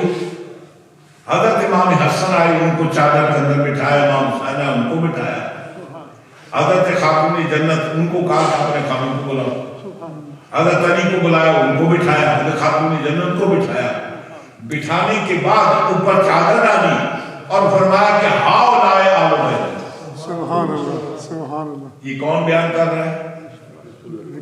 حضرت سیدہ عائشہ صدیقہ، ان کو چادر کے اندر کیوں نہیں کیا؟ ان کا تو گھر ہے۔ ادھر حضرت ام سلمہ نے داخل ہونے کی کوشش کی، چادر اٹھائی کو نہ اندر داخل ہونے کی کوشش کی، فرمایا آپ نے چھین لی کھینچ کر، آپ نے فرمایا انت علی خیر، وہ بھی بہتر پائے تو یہ مقام اور ہے۔ سبحان اللہ۔ اب یہ 5 چادر کے نیچے تھے، ان کے 5 کے بارے میں اللہ نے وعدہ کیا کیا، یرید اللہ لیذھب عنکم الرجس، اللہ یہ چاہتا ہے کہ تم سے ہر ناپسندیدہ چیز کو دور کر دے، اللہ نے دور کیا نہیں تھی۔ اللہ تعالیٰ فرماتا ہے اذا اراد شیئا ان یقول له کن فیکون، اللہ کو پروگرام بنانے کی، کو بندے بنانے کی ضرورت نہیں، وہ ارادہ کرے کہ ہو جا ہو جاتی ہے۔ اللہ تعالیٰ فرماتا ہے فعال لما یرید، اللہ جو ارادہ کرتا ہے نا وہ آگے کا سگا وہ کر گزرتا ہے، رکاوٹ کوئی نہیں ہے۔ تو انما یرید اللہ، اللہ چاہتا ہے جو چاہ پورا کیا یا نہیں کیا، ہر عیب ہر نقص کو ان سے دور کیا یا نہیں کیا۔ آگے فرمایا وَيُطَهِّرَكُمْ تَطْهِيرًا، اور یہ بھی باب تفہیر کا صیغہ بیان کیا مبالغے کے لیے، پھر مصدر تاکید کا لائے کہ ایسے پاک کرنا جیسا پاک کرنے کا حق ہے۔ سبحان اللہ۔ اب حضور سمجھتے تھے کہ ان سے ہر برائی اور جھوٹ کیا ہے، قرآن کہتا ہے لعنت اللہ علی الکاذبین، جھوٹ پر تو لعنت ہے۔ فرمایا کہ ہر عیب سے ان کو دور کیا، حضور کو یقین تھا کہ ان کو حق ہے جھوٹے پر لعنت بھیجنے کا، ضمانت نہیں۔ اور اسی لیے اللہ بھی فرماتا ہے یا ایھا الذین آمنوا اتقوا اللہ وکونوا مع الصادقین۔ اب حقیقی سچا وہ پتہ جانتا ہے نا، لیکن آپ جن کو سچا سمجھتے ہیں ان کے ساتھ عرض کرنے کا معنی یہ ہے علی کون ہے؟ نفس رسول ہے۔ سبحان اللہ۔ آپ فرمایا علی تو مجھ سے ہے میں تجھ سے، فرمایا کہ علی انتا کا نفسی، تو میرے نفس کی طرح۔ اور پھر اس موقع پر یہاں ایک اور بھی بات عرض کر دوں، یہ غدیر معاملہ کب ہوا؟ یہ جوفا ایک مقام ہے، جوفا یہ مکہ اور مدینہ کے درمیان ہے، ان بٹوین۔ وہاں ایک گاؤں ہے جس کا نام ہے خم، بستی ہے۔ اس بستی کا ایک بہت بڑا تالاب ہے جہاں وافر مقدار میں پانی، اور عربی میں تالاب کو غدیر کہتے ہیں۔ غدیر خم مطلب کیا؟ خم کی بستی کا تالاب۔ سرکار مکہ معظمہ سے حج کر کے واپس تشریف لا رہے تھے، آپ نے یہ خیال کیا کہ یہاں تھوڑی دیر آرام کر لیں، پانی ہے، وضو وغیرہ بھی کر لیں، نماز وغیرہ بھی پڑھ لیں۔ آپ وہاں پہنچے تو آپ نے وہ آرام کیا، اتنے میں حضور نے مولا کائنات کو یمن کا قاضی بنا کر بھیجا تھا۔ وہ یمن میں تھے، اور یمن کا جو ہمدان کا قبیلہ ہے وہ سارے مومن ملت ہے مولا کائنات کے، ان کی تبلیغ پر سارے مومن ہوئے۔ اب وہاں سے حضور نے فرمایا کہ تم ہم حج پر جاتے ہیں، وہیں سے یمن سے حج پر آتا ہے۔ اب کچھ لوگ تو وہاں پہنچ گئے، اور کچھ وہ تھے کہ حضور واپس جا رہے ہیں، راستے میں اس غدیر خم کے موقع پر آ کر ملے۔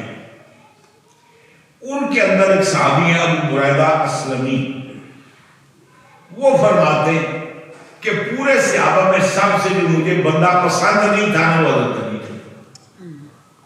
جس بندے کو میں پسند نہیں کرتا تھا وہ علی تھے۔ اب وہاں یہ ہوا کہ یمن میں مال غنیمت آیا، حضور مولا کائنات نے ایک کنیز تھی وہ اپنے لیے سیو کر لی، علاقہ اپنے لیے رکھ لی۔ صحابہ کرام نے اعتراض کیا کہ آپ نے مال غنیمت کے اندر یہ انصاف نہیں کیا، آپ کو حق نہیں پہنچتا، آپ نے یہ کنیز لے لی۔ چنانچہ وہ لوگ جب غدیر خم کے موقع پر روح پہنچے تو وہ لوگ آئے، ایک آدمی آتا ہے اعتراض کرتا ہے، یا رسول اللہ حضرت علی نے ٹھیک نہیں کیا۔ دوسرا آتا ہے وہ اعتراض کرتا ہے، حضرت علی کا چہرہ غصے سے متغیر ہو گیا۔ اب تیسرا آتا ہے وہ اعتراض کرتا ہے، حضور فرماتے ہیں ما تريدون من علی، وہ تم علی سے چاہتے کیا ہو؟ جب بات کی ما تريدون من علی، علی سے کیا چاہتے؟ آپ نے فرمایا کہ وہ جو اس نے کنیز لی ہے اس کا حصہ اس سے زیادہ بنتا ہے، وہ اس کے حصے سے کم ہے۔ ایک آدمی کے حصے میں 100 پاؤنڈ ہوتے ہیں، 50 لے لے، اس نے بدیانتی تو نہیں کی، ضرورت کے لیے اپنے حصے میں سے اس نے پورا حصہ نہیں دیا، کم دیا۔ حضرت بریدہ اصل میں وہ کہتے ہیں کہ جب سرکار نے اس موقع پر غدیر خون پر خطبہ دیا تو فرماتے ہیں اس سے پہلے میں علی کو پسند نہیں کرتا تھا، اس واقعے کے بعد تمام صحابہ میں سب سے زیادہ مجھے جس سے پیار ہے وہ علی ہے۔ سبحان اللہ، سبحان اللہ۔ اب سرکار نے موقع بنا، حضور نے یہ کیا کہ اونٹ کے کجاووں کا ایک اسٹیج بنایا، اس اسٹیج پر حضور تشریف فرما ہوئے، اور پہلے آپ نے کلام پاک کی آیت پڑھی، اس کا ترجمہ فرمایا الست اولاکم من انفسکم، کیا میں تمہارے نفسوں سے زیادہ اولا نہیں ہوں؟ سب کہتے ہیں اللہم نعم، بے شک صحیح ہے۔ 3 بار آپ نے فرمایا، 3 بار صحابہ کرام نے اللہم نعم کہا، یا رسول اللہ بے شک ایسی ہے۔ حضور نے فرمایا کہ سن لو، من شرطیہ ہے، من کنتو مولا فعال، من کنتو مولا فعالی مولا، پھر سن لو جس کا میں مولا اس کا علی مولا۔ سبحان اللہ، سبحان اللہ، سبحان اللہ۔ ہم مولا کا ترجمہ نہیں کرتے، حضور نے مولا کہا، ہم بھی مولا کہتے ہیں، جب ان کا نام لیتے ہیں تو مولا کائنات ہی کہتے ہیں، اور سب نے صحابہ نے بھی ان کو مولا ہی کہا ہے۔ یہ حضرت بکر صدیق کی سنت ہے، مولا ہم بھی مولا کہتے ہیں۔ حضرت عمر فاروق کی مطلب ہے کہ یہ سنت ہے مولا حضرت علی کو، ہم بھی ان کو مولا کہتے ہیں۔ قصہ یہ ہوا کہ حضور نے حضرت علی کو منبر پر وہاں کھڑا کیا، ہاتھ ان کا بلند کیا، صحابہ کا منہ کیا، فرمایا کہ من کنت مولا فہذا علی مولا، جس کا میں مولا اس کا علی مولا۔ یہ اعلان سرکار نے مکے میں نہیں کیا، وہاں مینا میں نہیں کیا، عرفات میں نہیں کیا، غدیر خم کے موقع پر کیا، یا مکے والے موجود نہیں، یا جو لوگ موجود تھے نا وہ یا اہل مدینہ تھے یا شام والے تھے، ان کا راستہ آگے زیادہ ہوتا ہے، ان کے سامنے خطبہ کیوں دیا؟ آپ کو پتا تھا کہ چلے گئے ان سے خطرہ نہیں ہے، یہ جو موجود ہے نا آگے چل کر میری اولاد کا انہیں کی اولاد سے خطرہ ہو سکتا ہے، شامیوں سے اور کچھ اہل مدینہ بھی ساتھ مل جائیں گے۔ تو انہوں نے خطبہ ارشاد فرمایا۔ اب سوال یہ ہے کہ مولا کا معنی کیا ہے؟ مولا کا مادہ استقاق ہے ولی، واو لام یا۔ ولی ان کے 4 معنی 5۔ ایک ولی کے معنی ہوتے ہیں اقرب، قریب، نیت۔ ایک ولی کے معنی ہوتے ہیں مددگار، ہیلپر۔ ایک ولی کے معنی ہوتے ہیں محبوب یعنی دوست۔ ایک ولی کے معنی ہوتے ہیں متصرف، مالک، آقا، مالک۔ ایک ولی کے معنی ہوتے ہیں حقیقی مالک، وہ صرف اللہ ہے، نعم المولا و نعم النصیر۔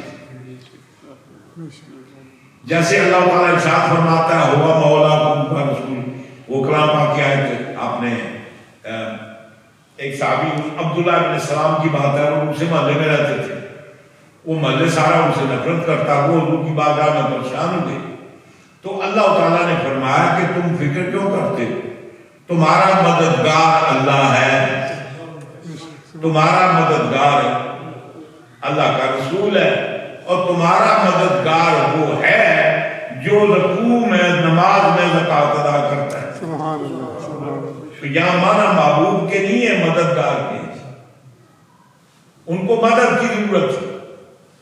تو ولی کے معنی مددگار کے بھی ہوتے ہیں، ولی کے معنی متصرف کے بھی ہوتے ہیں۔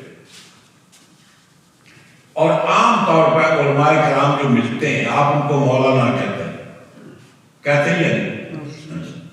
بعض کہتے ہیں کیونکہ یہ مولا اللہ کا نام ہے اس لیے حضرت علی کو مولا نہیں کہنا چاہیے، حضرت علی کہا کریں، مولا مت کہیں، ٹھیک ہے، جیسے آپ کی مرضی۔ کلام پاک میں اللہ تعالیٰ فرماتا ہے انت مولانا فانصرنا علی القوم الکافرین، ہم اللہ کی بارگاہ میں دعا کیا کرتے ہیں اللہ تو مولانا ہے، تو پھر آپ مولانا کیوں کہتے ہیں؟ یہ تو آپ شرک کر رہے ہیں، مولانا تو اللہ ہے، آپ مولانا کی کیسے ہو گئے؟ پھر یا مولانا کا معنی کیا ہے؟ یا مولانا کا معنی کہ آپ ہم سے بہتر ہیں، سردار ہیں، ہم آپ کو اپنا آقا سمجھتے ہیں۔ تو ولی ان کے کئی معنی، ولی کے معنی مددگار کے، ولی کے معنی قریب کے، ولی کے معنی محبوب کے، ولی کے معنی متصرف کے، اور ولی کے معنی آزاد کرنے والے کے، اور اس کو بھی مولا کہتے ہیں جس کو آزاد کیا جاتا ہے، اور ولی اولاد کو بھی کہتے ہیں، وہ وارث ہے اس کے، اور وہ غلام بھی ولی ہوتا ہے جس کو مالک آزاد کرے کوئی اور وارث نہ، وہ بھی ولی ہوتا ہے، مالک ہوتا ہے۔ تو مطلب ولی کے بہت سارے معنی ہیں، یہاں وہ معنی ہے جو سرکار کے لیے حضور فرماتے ہیں من کنت مولا، جس کا میں مولا ہوں اس کا علی مولا۔ اس کے اندر نبوت مستثنا ہے، باقی کچھ استثناء نہیں۔ جیسے دوسری حدیث میں حضور فرماتا ہے کہ علی اما ترضا، کیا تو اس بات پر راضی نہیں ان تکون منی بمنزلۃ ہارون بن موسیٰ، تیرا میرے نزدیک کوئی مقام ہو جو موسیٰ علیہ السلام کے نزدیک ہارون کا تھا، الا انہ لا نبی بعدی، مجھ میں تجھ میں فرق کیا ہے؟ تو نبی نہیں ہے، باقی مجھ میں تجھ میں کوئی فرق نہیں۔ سبحان اللہ، سبحان اللہ۔ من کنت مولا فعلی علی المولا، فرق صرف یہ ہے کہ علی نبی نہیں ہے، نبی جو نکالو باقی محمد میں اور علی میں کوئی فرق نہیں۔ سبحان اللہ، سبحان اللہ، سبحان اللہ۔ مولوی اگر فتویٰ لگانا چاہے تو سوچ لے۔ اعلیٰ حضرت نے مولانا احمد رضا خان صاحب فاضل بریلوی نے سرکار غوث پاک کی تعریف کی ہے۔ تعریف میں جو کہتے ہیں کہ الوہیتی احمد نے نہ پائی، اللہ میں اور حضور میں کیا فرق ہے؟ حضور سب کچھ ہے، معبود نہیں، حضور کی عبادت نہیں ہوتی، باقی حضور میں اور اللہ میں کوئی فرق نہیں۔ غوث پاک میں فرماتے ہیں نبوتی سے تو آتا نہیں ہے، غوث پاک تجھ میں اور محمد میں کوئی فرق نہیں ہے، صرف کیا فرق ہے؟ نبوت۔ یہ ایک گل علی واسطے آ کر ساڑھ کیوں پہنتا ہے، اور آگے فرماتے ہیں کہ اے غوث پاک، وجہ اس کی یہ ہے کہ آپ نبی ہوتے ہیں، آپ نبوت کی صلاحیت رکھتے ہیں، مگر وہ کہتے ہیں نا کہ شیر بڑا مزدار تھا کہ تمام افضال کے قابل ہے یا غوث، یہ نبوت ہی سے تو عاطل ہے یا غوث، آپ کے اندر ہر فضیلت پائی جاتی ہے صرف نبوت آپ کے اندر نہیں ہے، باقی آپ میں اور حضور میں کوئی فرق نہیں. حضور میں اور خدا میں الوہیت کے سوا کوئی فرق نہیں. تو یہ بات کہی جائے کہ علی میں اور محمد میں نبوت کے سوا کوئی فرق نہیں. اور اسی بات کو حضور فرماتے ہیں من کنت مولا فہذا علی مولا، جس کا میں مولا اس کا علی مولا. مولا کا ہر معنی جو سرکار کے لیے ہے وہی علی کے لیے ہے، صرف نبوت کا معنی نہیں. ایک اور غلط فہمی دور کر دوں. بعض رات یہ کہتے ہیں کہ جہاں حضور نے مولا کائنات کی خلافت کا اعلان کیا، یہ دونوں کو غلط فہمی ہے. اہل سنت کہتے ہیں کہ حضور نے حضرت ابوبکر صدیق کی خلافت کا مصلی پر کھڑے کر کے اعلان کر دیا. اچھا، شیعہ کہتے ہیں کہ غدیر خون کے موقع پر حضور نے من کنت مولا فہذا علی کہہ کر حضرت علی کی خلافت کا اعلان کر دیا. دونوں غلط ہیں. نہ وہ خلافت کا اعلان ہے نہ یہ خلافت کا اعلان ہے. اگر من کنت مولا خلافت کا اعلان ہوتا تو مینا میں ہوتا، عرفات میں کرتے یا سارے موجود تھے، یا تو مجمع تتر بتر ہو گئے. پھر حضور یہ نہیں کہہ سکتے تھے کہ میرے بعد یہ خلیفہ ہوگا. بات دیکھیں نا، یہ سسا سزا کہنے کے بجائے سیدھا زرپا کہنے. پرابلم کیا حضور ڈرتے تھے؟ کہہ دیتے نا میرے بعد یہ خلیفہ ہوگا. یہ کہنے کی ضرورت کیا تھا من کنت مولا فہذا علی مولا یا امات اللہ تکونا؟ یہ تعویلات کی ضرورت کیا ہے؟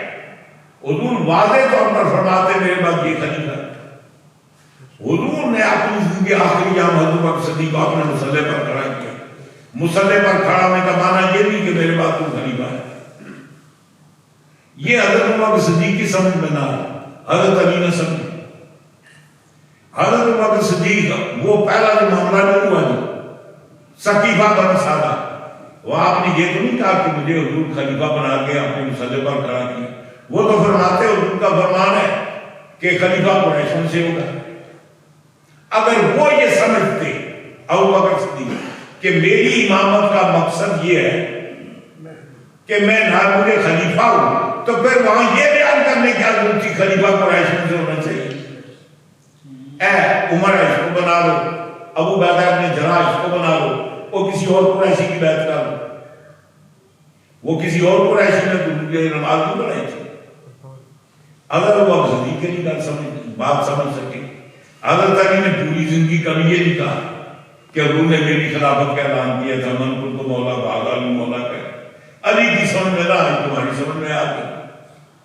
نہ آپ نے کسی موقع پر یہ بات ارشاد فرمائی امات اللہ تکونا. اس کا تعلق مرتبے کے ساتھ ہے، فضیلت کے ساتھ ہے.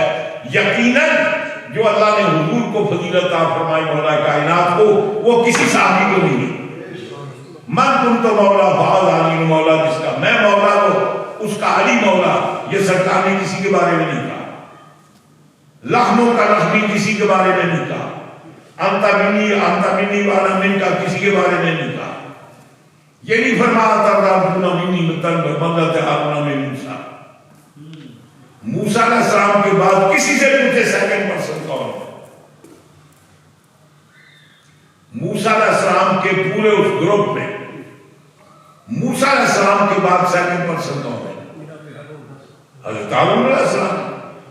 تو حضور فرماتے ہیں تیری نسبت وہی مجھ سے ہے. موسیٰ کے بعد سیکنڈ ہارون تھا، میرے بعد سیکنڈ تو ہے. اس سے مراد خلافت نہیں، اس سے مراد مرتبہ اور مقام ہے. مرتبہ اور مقام ہے.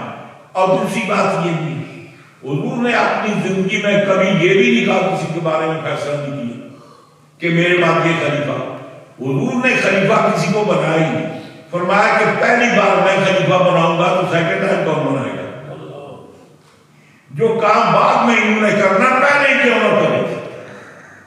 صحابہ کرام کی مجارٹی سے اتفاق سے حضرت ابوبکر صدیق کو خلیفہ بنایا گیا. پھر صحابہ کے اجماع اتفاق سے حضرت عمر فاروق کو خلیفہ بنایا گیا. پھر انہی کے اتفاق سے حضرت عثمان غنی کو خلیفہ بنایا گیا. پھر انہی کی بیعت اتفاق سے مولا کائنات، اور آپ کا خطبہ موجود ہے، آپ نے شام اہل شام کو خط لکھا، نازل البلاغہ موجود ہے۔ آپ فرماتے ہیں کہ میری بیعت انہوں نے کیا ہے کہ جنہوں نے ابو بکر صدیق کی بیعت کی ہے۔ ابو بکر صدیق، عمر اور عثمان کی بیعت کی، میری بیعت کرنے والے وہی ہیں۔ اور فرمایا کہ جس کی وہ بیعت کر لیں اسی میں اللہ کی رضا ہے۔ میری بیعت کرنے والے بھی وہی ہیں۔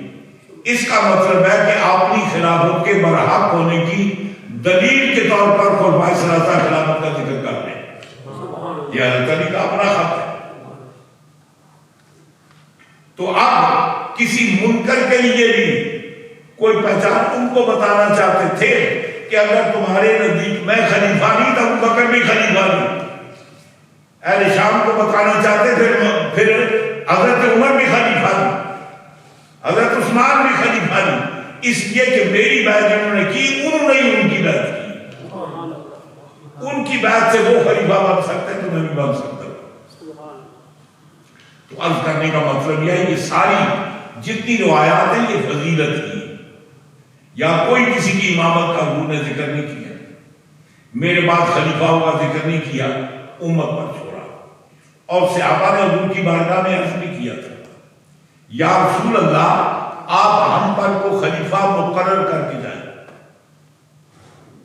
حضور نے فرمایا تھا ان اعمر علیکم ثم اسیتموہ، میں تم پر کسی کو خلیفہ مقرر کروں اور تم اس کی نافرمانی کرو، لأعذبکم، تو پھر اللہ کی طرف سے تم پر عذاب نازل ہو۔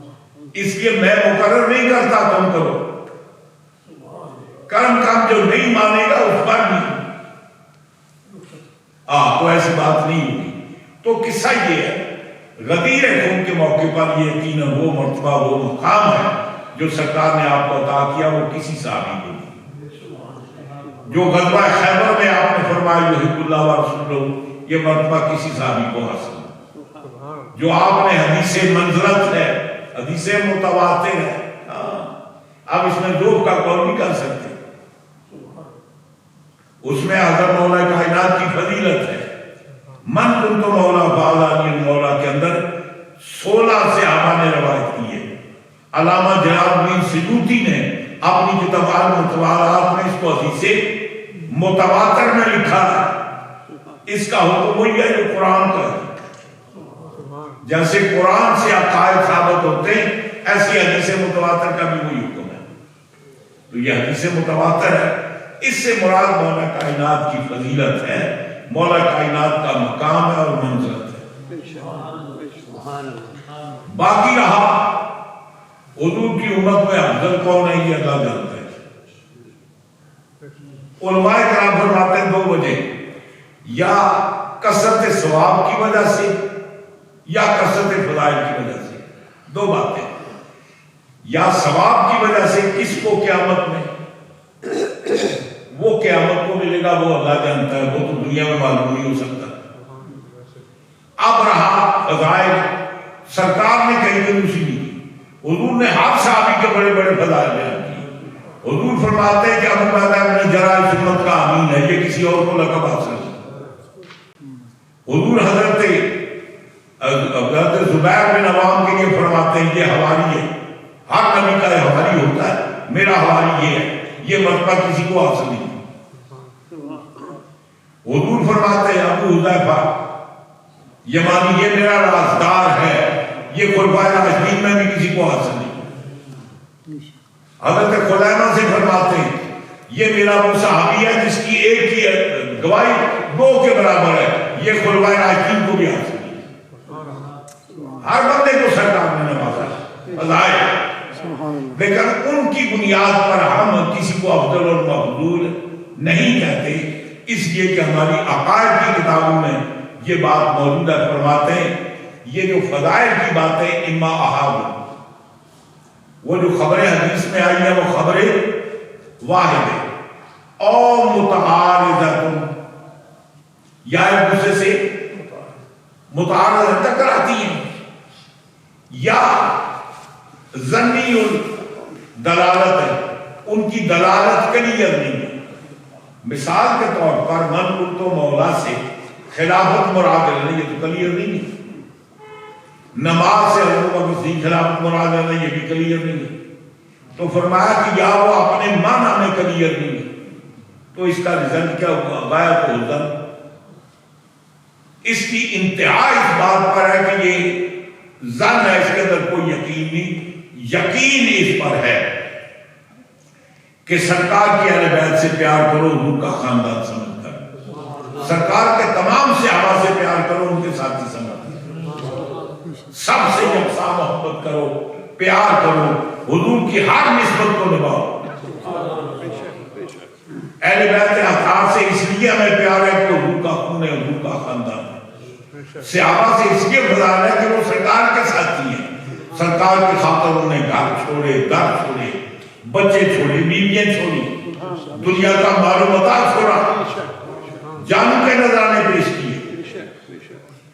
تو ہمیں ان کو حضور کے پیمانے سے دیکھتے ہیں، حضور کے ساتھی، ان سے بھی ہمارا پیار ہے، ان سے پیار ہے۔ ہم اس جھگڑے میں نہیں پڑتے۔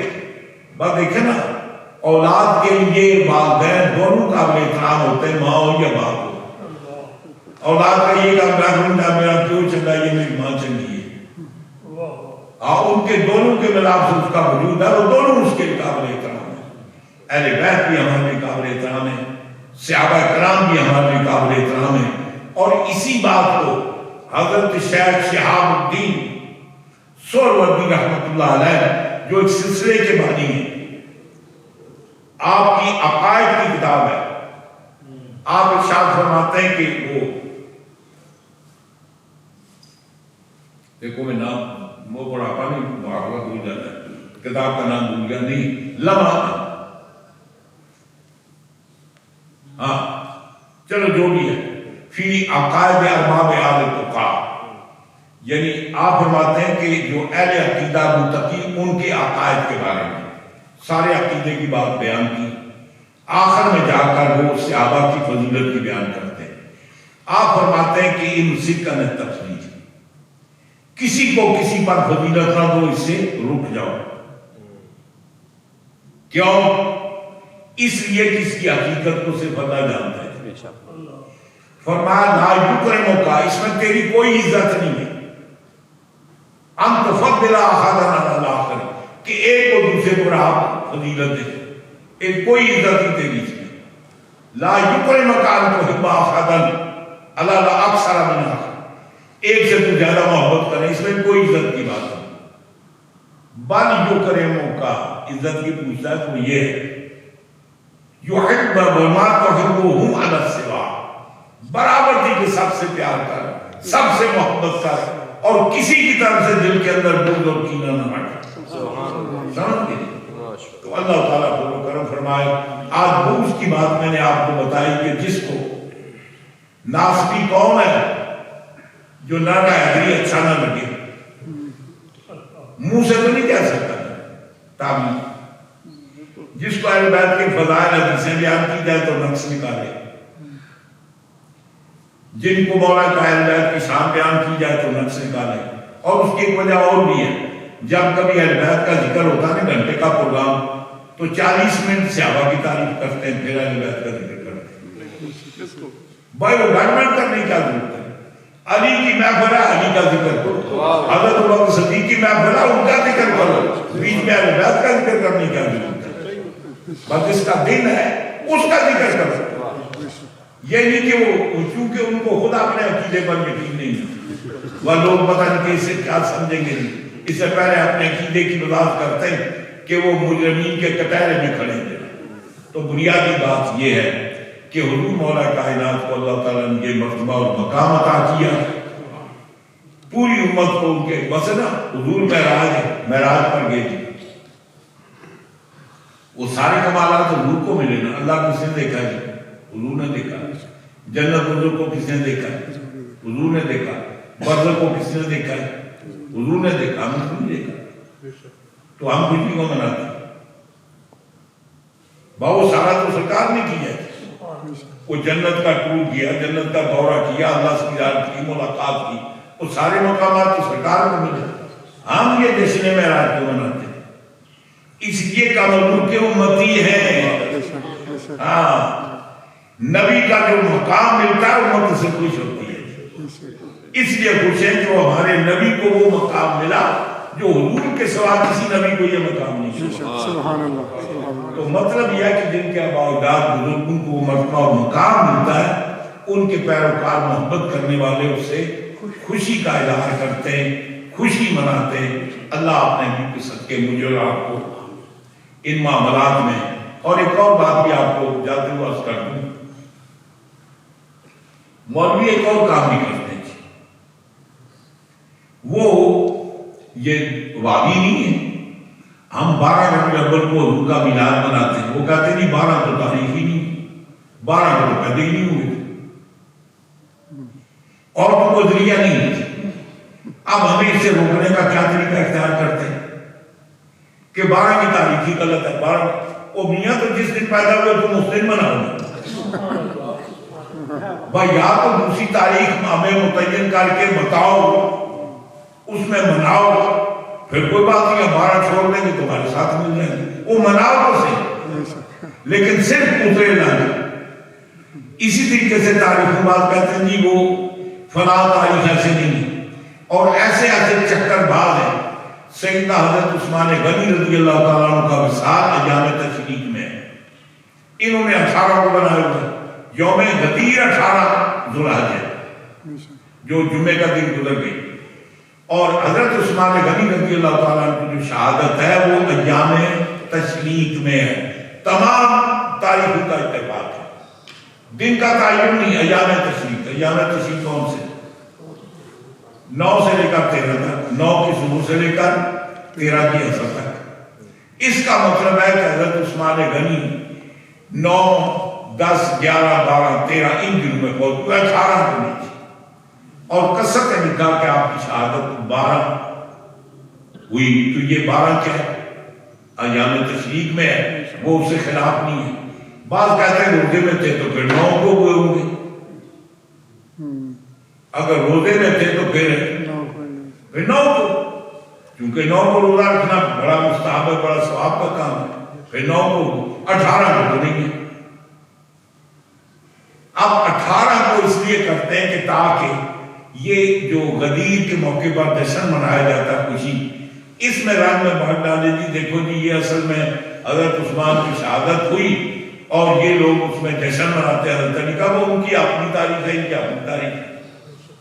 سیدنا حضرت عمر فاروق پر حملہ ہوا 26 ذوالحجہ، آپ مدفون ہوئے 28 ذوالحجہ، یہ یکم محرم تو سپاہی صحابہ نے جا کے نکالی ہے، وہ تو کسی تاریخ میں نہیں۔ اب اس کو ادھر نکالا کہ اب محرم کا آغاز اہل بیت کے ذکر کے بجائے وہاں سے شروع کریں۔